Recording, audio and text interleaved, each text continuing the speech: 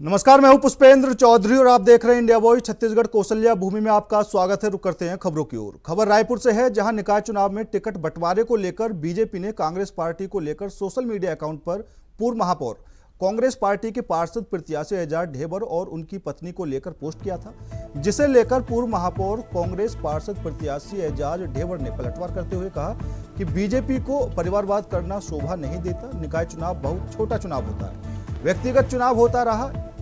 परिवारवाद की तो डॉक्टर रमन सिंह के भतीजे को बीजेपी ने टिकट दिया। मुख्यमंत्री के गृहग्राम कुनकुरी में किस टिकट दिया गया, किसके कहने पर दिया गया। मैं मुख्यमंत्री जी का सम्मान करता हूं और कोई टिकट पीड़ी नहीं करना चाहता। पूर्व महापौर ने अपनी पत्नी के चुनाव लड़ने को लेकर कहा कि इस वार्ड की जनता की मांग पर मैं अपनी पत्नी को चुनाव लड़ा रहा हूं।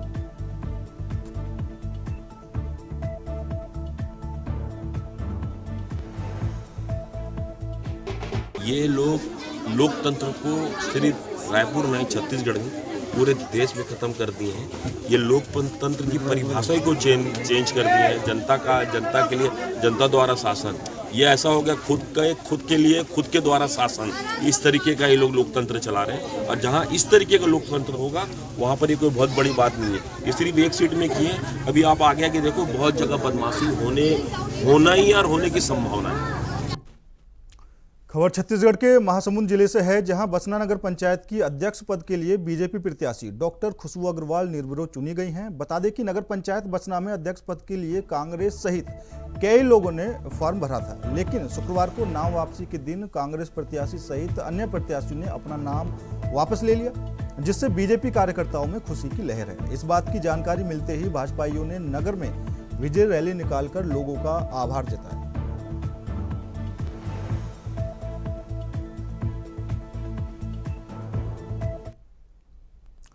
संसद के बजट सत्र के पहले दिन राष्ट्रपति के अभिभाषण पर कांग्रेस सुप्रीमो और सांसद सोनिया गांधी के बयान से विवाद खड़ा हो गया है। उन्होंने कहा कि राष्ट्रपति अपने अभिभाषण के अंत में काफी थक चुकी थी, जिसके बाद सीएम साय ने कांग्रेस की कड़ी निंदा की है और उन्होंने ट्वीट कर लिखा कि पुअर लेडी कहना कतई स्वीकार नहीं है। जनजातीय समाज गरीब और बेचारा नहीं है, देश की रीढ़ है। सीएम साय ने कहा कि देश की प्रथम आदिवासी महिला राष्ट्रपति द्रौपदी मुर्मू न केवल जनजातीय समाज की बल्कि समूचे देश की गौरव है। उन्हें गरीब और बेचारी कहना, पुअर लेडी कहना कतई स्वीकार नहीं है।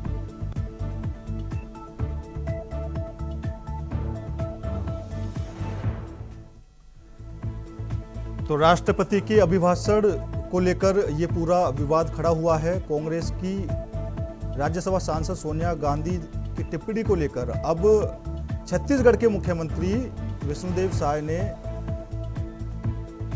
एक्स पर पोस्ट करके कहा है कि ये कांग्रेस सुप्रीमो सांसद श्रीमती सोनिया गांधी जी का राष्ट्रपति जी के बारे में इस तरह की टिप्पणी और भाषा का उपयोग किया था, उससे बयान की निहायत ही आपत्तिजनक और निंदनीय है। देश की प्रथम आदिवासी महिला राष्ट्रपति द्रौपदी मुर्मू को लेकर कड़ी निंदा यहाँ पर कांग्रेस सुप्रीमो सोनिया गांधी के बयान को लेकर की गई है। वहीं सीएम साय ने कहा कि जनजातीय समाज गरीब और बेचारा नहीं है, वो देश की रीढ़ की हड्डी है और राष्ट्रपति द्रौपदी मुर्मू देश का गौरव है। तो इस पूरे मामले को लेकर अब विवाद और ज्यादा गहराता जा रहा है। और इसी खबर पर ज्यादा जानकारी के लिए हमारे संवाददाता मनोज शुक्ला जुड़ चुके हैं। मनोज, क्या कुछ पूरा मामला है? अब सीएम साय ने भी ट्वीट करके साफ तौर पर कहा है और इस बयान की निंदा की है जो कांग्रेस राज्यसभा सांसद और सुप्रीमो सोनिया गांधी ने राष्ट्रपति के अभिभाषण के दौरान कही।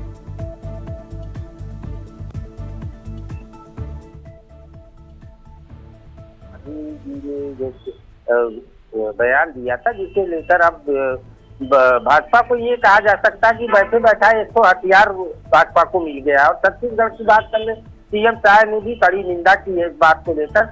और छत्तीसगढ़ में आपको बता दूं कि नगरीय निकाय चुनाव हो रहा है और त्रिस्तरीय पंचायत चुनाव भी होने हैं। तो ऐसे में कहीं न कहीं कांग्रेस को रुकाने के लिए जो है एक बड़ा हथियार के रूप में, इसलिए कि महामहिम राष्ट्रपति द्रौपदी मुर्मू जी खुद आदिवासी समाज से आती है और छत्तीसगढ़ में आदिवासी समाज का बड़ा वर्ग तबका रहता है, तो निश्चित रूप से कहीं न कहीं ये भाजपा को एक बड़ा हथियार मिल गया है, ये माना जा सकता है।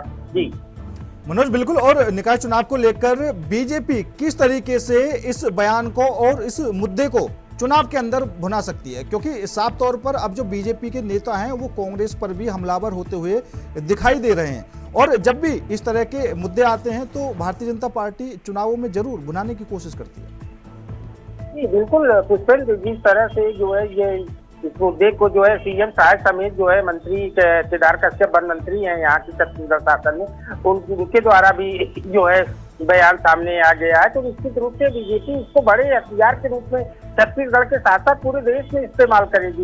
इसलिए कि बात छत्तीसगढ़ की न करके पूरे देश की बात करें तो आदिवासी समाज का एक बड़ा तबका है, बड़ी वोट बैंक है, तो निश्चित रूप से कहीं न कहीं बीजेपी इसको पूरे बड़े हथियार के रूप में इस्तेमाल कर रही है। और छत्तीसगढ़ में तो निश्चित रूप से पूरा निकाय चुनाव को देखते हुए और त्रिस्तरीय पंचायत चुनाव है, तो इसको भुनाने का प्रयास बीजेपी निश्चित रूप से करेगी। इसी लोग लेकर जो है काफी बीजेपी हमलावर है सोनिया गांधी के साथ साथ जो है कांग्रेस पार्टी के ऊपर। जी बिल्कुल मनोज, और खासतौर पर प्रधानमंत्री नरेंद्र मोदी ने भी इस बयान की निंदा की और उन्होंने साफ तौर पर कहा कि सोनिया गांधी ने जो 10 करोड़ आदिवासी समाज है उनको अपमान करने का काम किया है। तो आदिवासी समाज की तरफ से किस तरह की प्रतिक्रिया सामने आ रही है?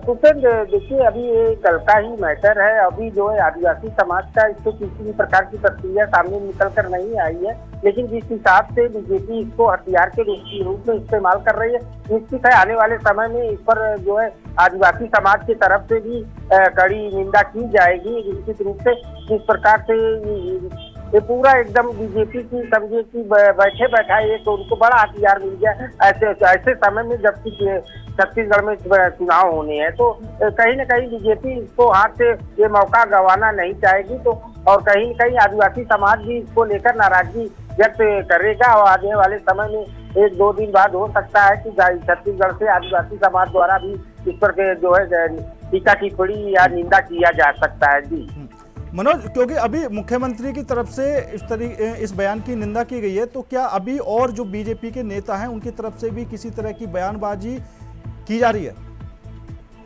जी पुष्पेंद्र, निश्चित रूप से मुख्यमंत्री सीएम साहब के बाद जो है कड़ी निंदा की है इस बयान को लेकर। उसके बाद जो है यहाँ के वन मंत्री केदार कश्यप है, उनकी भी प्रतिक्रिया सामने निकल कर आ गई है। वो बार बार ये बात कर रहे हैं कि पहले भी कांग्रेस जो है आदिवासी समाज को लेकर काफी गलत शब्दों का प्रयोग किया था, तो इस तरह की बातें जब सामने निकल कर आ रही तो कहीं न कहीं निश्चित रूप से और भी जो बीजेपी के नेता हैं इसको पूरा भुनाने का प्रयास इस चुनाव में निश्चित रूप से करेंगे। ये एक बड़ा हथियार कहा जा सकता है कि बीजेपी को बैठे बैठा एक बड़ा हथियार जो है मिल गया, जिसका इस्तेमाल आने वाले चुनाव में निश्चित रूप से बीजेपी द्वारा किया जाएगा। जी ठीक है मनोज, फिलहाल आप हमारे साथ बने रहिए। तो सीएम साहब ने सोनिया गांधी के बयान को लेकर यहां पर कड़ी निंदा की है और पुअर लेडी कहना कतई स्वीकार नहीं होगा।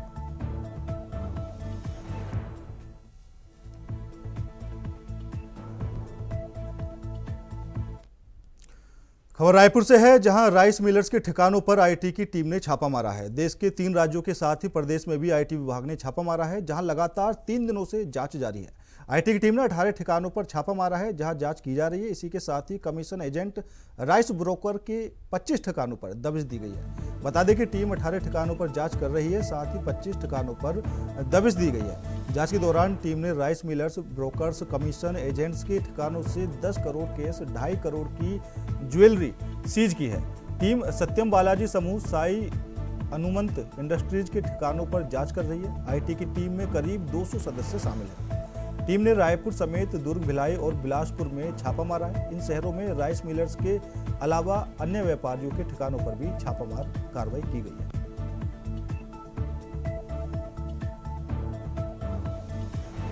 और इसी खबर पर ज्यादा जानकारी के लिए हमारे संवाददाता मनोज शुक्ला जुड़ चुके हैं। मनोज, राइस मिलर्स के ठिकानों पर आईटी की छापेमारी लगातार जारी है, क्या कुछ ताजा अपडेट सामने आ रहा है?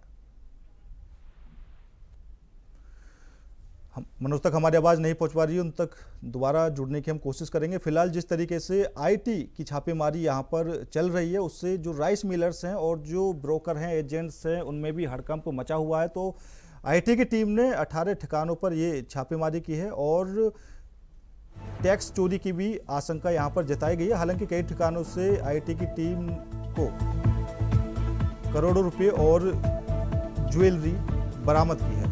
तो 10 करोड़ का कैश और 2.5 करोड़ की ज्वेलरी आईटी की टीम ने यहां पर सीज की है और अब लगातार आईटी की जो छापेमारी है वो जारी है। तो राइस मिलर्स के ठिकानों पर आईटी की छापेमारी लगातार जारी है और 18 ठिकानों पर आईटी ने छापे मारे हैं।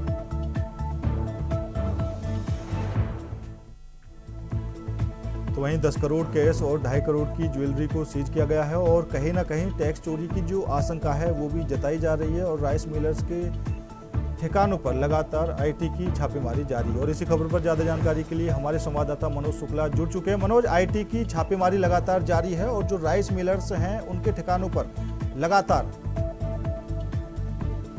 उपेंद्र, आपको बता दूं कि आईटी द्वारा ये छापेमारी 29 जनवरी से लगातार चली आ रही है और ये बड़े पैमाने पर जो है राइस मिलरों को के यहाँ ये छापेमारी कार्रवाई जारी है और अभी भी छापेमार कार्रवाई कई जगहों पर चल रही है। आपको बता दूं कि राइस मिलरों के यहाँ से जो आईटी को इनपुट मिला है, जो टैक्स चोरी का बड़ा मामला सामने निकल कर आ रहा है और जिसमें आईटी की टीम को बड़ी 10 करोड़ रुपए के लगभग और 2.5 करोड़ की ज्वेलरी भी बरामद हुई है और काफी कुछ संदिग्ध दस्तावेज भी बरामद हुए हैं। तो ऐसे में निश्चित रूप से माना जा रहा है कि ये जो बड़े पैमाने पर टैक्स चोरी का ये मामला था, जो आईटी के सूत्रों द्वारा जानकारी दी गई थी। पहले भी हम लोगों ने यह जानकारी अपने चैनल के माध्यम से लोगों को दिया था कि भारी चोरी, टैक्स चोरी का मामला इसमें सामने नजर आता है। तो एक बात की पुष्टि हो गई खबर की कि निश्चित रूप से कहीं न कहीं इतने बड़े पैमाने पर 10 करोड़ रुपए बरामद होना और साथ ही साथ 2.5 करोड़ की ज्वेलरी बरामद होना और अभी भी कई जो है करीब 20 से 22 जगहों पर लगभग छापेमार कार्रवाई चल रही है। तो निश्चित रूप से कहीं न कहीं ये टैक्स चोरी का बड़ा मामला अभी और सामने निकल कर आएगा। इसमें बड़े जो है राइस मिलरों का हाथ होना बताया माना जा रहा है। जी मनोज, क्योंकि 2 दिन पहले भी आईटी की टीम जो है वो राइस मिलर्स पर छापेमारी कर रही थी और आज फिर जो 18 ठिकाने हैं राइस मिलर्स के उन पर छापेमारी लगातार जारी है। तो ये जो कैश और ज्वेलरी बरामद की गई है, तो आईटी की टीम इन दोनों को किस चीज से जोड़कर देख रही है? निश्चित रूप से पुष्पेंद्र, इतनी भारी मात्रा में 10 करोड़ कैश बरामद होना, 2.5 करोड़ की ज्वेलरी बरामद होना, आईटी की जानकारी नहीं, इनकम टैक्स विभाग को कोई इसकी सूचना नहीं है। आपको बता दूं, ये जो राइस मिलर्स हैं, ये जो चावल एक्सपोर्ट करते थे, ये कच्चे में चावल एक्सपोर्ट करते थे, ये भी इनपुट जो है आईटी के पास था। इसी सब बातों को लेकर आईटी विभाग की करीब 200 से लगभग अधिकारियों द्वारा ये बड़ी कार्रवाई देखने को मिल रही है। और कई जिलों में आपको बता दूं, रायपुर राजधानी समेत भिलाई, दुर्ग, बिलासपुर के साथ साथ 3 स्टेट में भी ये छापेमार कार्रवाई अभी भी लगातार जारी है। और निश्चित रूप से इनकम टैक्स विभाग द्वारा इस पर बड़ा खुलासा जो है, जब कार्रवाई पूरी कंप्लीट हो जाएगी तो इस पर बड़ा जो है अपडेट जो है इनकम टैक्स विभाग द्वारा दिया जाएगा। जी बिल्कुल मनोज, और ये जो राइस मिलर्स हैं और जो एजेंट हैं, जो ब्रोकर हैं, तो क्या इन पर भी किसी तरह की कार्रवाई अब आगे हो सकती है? क्योंकि जो बीच में किसानों से धान खरीदी करते हैं उसमें भी किसी तरह की कोई घपले की खबर भी सामने आ रही है। उपेंद्र, आपको बता दूं कि ये जो पूरा मामला है, ये राइस मिलरों के पहले से भी राइस मिलरों निशाने पर थे, जो है आईटी के निशाने पर थे। और आपको बता दूं कि यहाँ पर पीडीएस घोटाला हुआ है छत्तीसगढ़ में, वो भी जो है ईडी के रडार पर है। तो निश्चित रूप से अभी ये परत दर परत जो खुलते जा रहे हैं, छापेमार कार्रवाई हो रही है, तो वहाँ से कुछ इनपुट जो है आईटी विभाग को मिल रहा है। लेकिन आने वाले समय में इस पर आईटी विभाग के साथ जो है इस पर बड़ा जो है खुलासा जो है आईटी विभाग की तरफ से भी किया जाएगा। और आने वाले समय में बड़े हो सकता है कि बड़े उद्योगपतियों का गला भी इसमें फंसे, जो है ऐसा मामला ये निकल कर सामने। इसलिए कितनी भारी मात्रा में 18 से 20 जगहों पर जो है छापेमार कार्रवाई और लगातार 2-3 दिनों से चल रही है। तो कहीं न कहीं निश्चित रूप से इसमें आईटी विभाग जब पूरी छापेमार कार्रवाई कंप्लीट हो जाएगी तो इसमें जो है बड़े खुलासे होने की संभावना व्यक्त की जा रही है। जी और बिल्कुल मनोज, इस पूरी कार्रवाई में जो बड़े राइस मिलर्स हैं, ऐसे कौन से वो उद्योगपति हैं जिनकी मुश्किलें और ज्यादा बढ़ सकती हैं? उपेंद्र, आपको बता दूं, अभी जो छापेमार कार्रवाई चल रही है वो सत्यम इंटरप्राइजेज जो है राइस मिलर बड़े हैं और जो है साई इंटरप्राइजेज है करके, तो ऐसे जो है कई तमाम नाम जो जिन पर ये छापेमार कार्रवाई चल रही है। लेकिन कभी अभी तक जो है आपको एक महत्वपूर्ण बात बता दूं कि इस पर IT विभाग की तरफ से कोई भी आधिकारिक पुष्टि नहीं की गई है, इसलिए जो है किसी का जो है कि ये कहना संभव नहीं होगा। लेकिन आने वाले समय में IT विभाग द्वारा इस पर बड़ी कार्रवाई देखने को मिले और बड़ा खुलासा भी IT द्वारा किया जाएगा, ऐसा माना जा रहा है। जी ठीक है मनोज, ज्यादा जानकारी देने के लिए आपका बहुत बहुत धन्यवाद। तो राइस मिलर्स के ठिकानों पर IT की छापेमारी लगातार जारी है।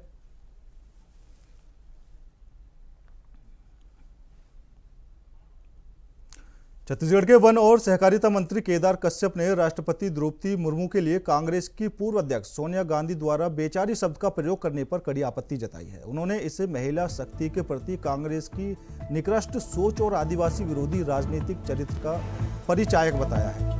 कश्यप ने कहा कि कांग्रेस में एक खानदान के लोग और उनकी चरण वंदना में लीन तमाम नेता जिस तरह की भाषा का लगातार इस्तेमाल करके मातृ शक्ति, जनजातीय समाज और अन्य सभी वर्गों को अपमानित कर रहे हैं, वह निंदनीय है। कश्यप ने कहा कि कांग्रेस की परंपरा रही है कि वह आदिवासी समाज को हमेशा नीचा दिखाने का काम करती है।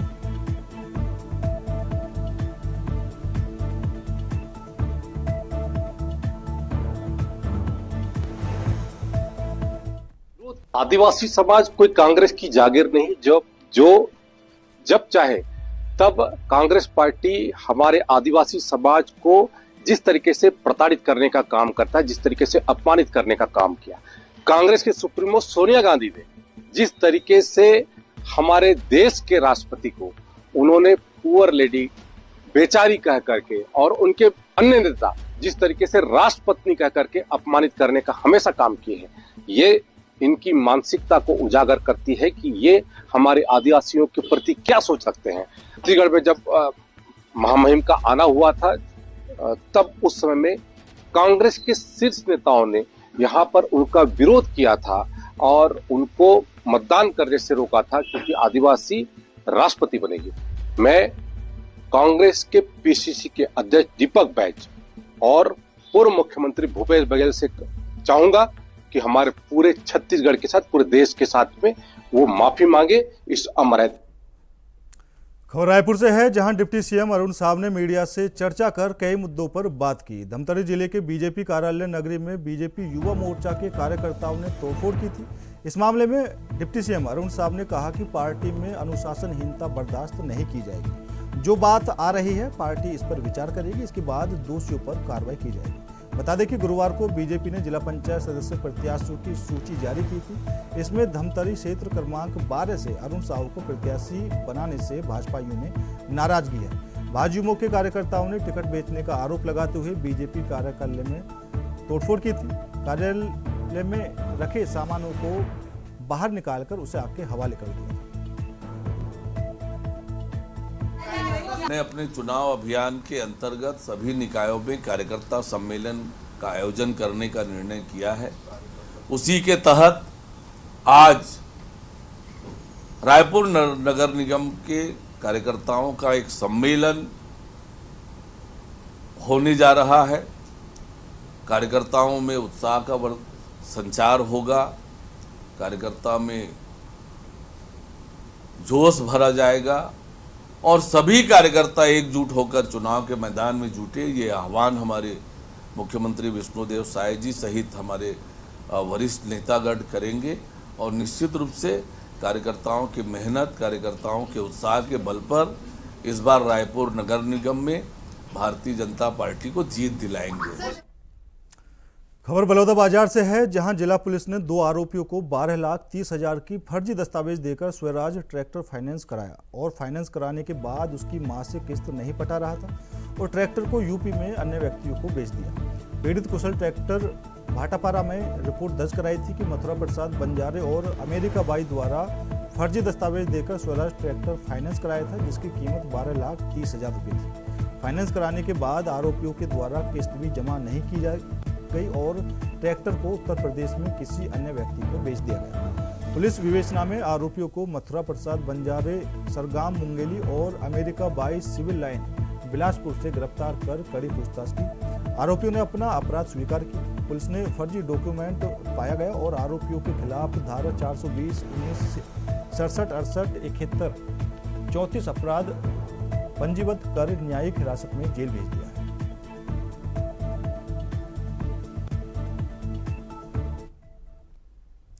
खबर रायपुर से है, जहां मुख्यमंत्री विष्णुदेव साय ने भारतीय जनता पार्टी के कार्यकर्ताओं का उत्साहवर्धन किया और आगामी नगर निगम चुनावों के महापौर पद और सभी 70 पार्षद प्रत्याशियों को भारी बहुमत से जिताने की अपील की है। उन्होंने कहा कि बीजेपी सरकार ने पिछले 13 महीनों में छत्तीसगढ़ में जो विकास कार्य किए हैं उन्हें प्रदेश की जनता ने देखा है और अब वह बीजेपी के पक्ष में खड़ी है। बता दें कि स्वर्गीय बलबीर सिंह जुनेजा इंडोर स्टेडियम में आयोजित विशाल बीजेपी कार्यकर्ता सम्मेलन को संबोधित करते हुए सीएम साय ने कहा कि बीजेपी ने सत्ता में आने के बाद राज्य में गारंटी योजनाओं को प्रभावी रूप से लागू किया है। प्रधानमंत्री नरेंद्र मोदी की योजनाओं के तहत किसानों को प्रति क्विंटल 3100 रुपये में धान खरीदी, महतारी वंदन योजना के तहत महिलाओं को 1000 रुपये प्रति माह कार्यों का उल्लेख किया।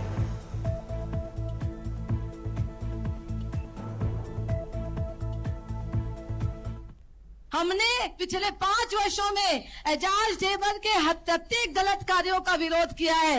आज जनता तैयार बैठी है, जनता उद्वेलित बैठी है कि कब चुनाव हो और वो भारतीय जनता पार्टी के पक्ष में मतदान करें। कितने सारे घोटाले जिनको हमने प्रमाणों के साथ जनता के सामने लाया। बुला तालाब में करोड़ों रुपए खर्च करके फव्वारा लगाया गया जो एक दिन के बाद ही बंद हो गया। डिवाइडर घोटाला आप लोगों से छिपा नहीं है। हम करोड़ों रुपए खर्चा करके अपने जनता के लिए, अपने मध्यम वर्गीय जनता के लिए एक सामुदायिक भवन का निर्माण करते हैं। एजाज जेवर और उनकी पार्टी ने क्या किया? ट्रिपल इंजन के सरकार बनाना है। केंद्र में सरकार बन गए, प्रदेश में बन गए, अब रायपुर नगर निगम में भी सरकार बनी तो विकास के काम आबाद गति से बनी। और ये चुनाव के शुरुआत बड़ा अच्छा हुई से बड़ा अच्छा संकेत हमला मिला थे कि कई ठन हमार नगर पंचायत में 20 ठन हमार पार्षद निर्विरोध होगी ने, नगर निगम में 2 ठन होई ने, बसना में हमार नगर पंचायत के अध्यक्ष निर्विरोध होगी से, धमतरी में कांग्रेस महापौर के नामांकन खारिज होगी। फिलहाल मेरे साथ इस बुलेटिन में इतना ही। बाकी देश और दुनिया की तमाम खबरों के लिए देखते रहिए इंडिया वॉइस।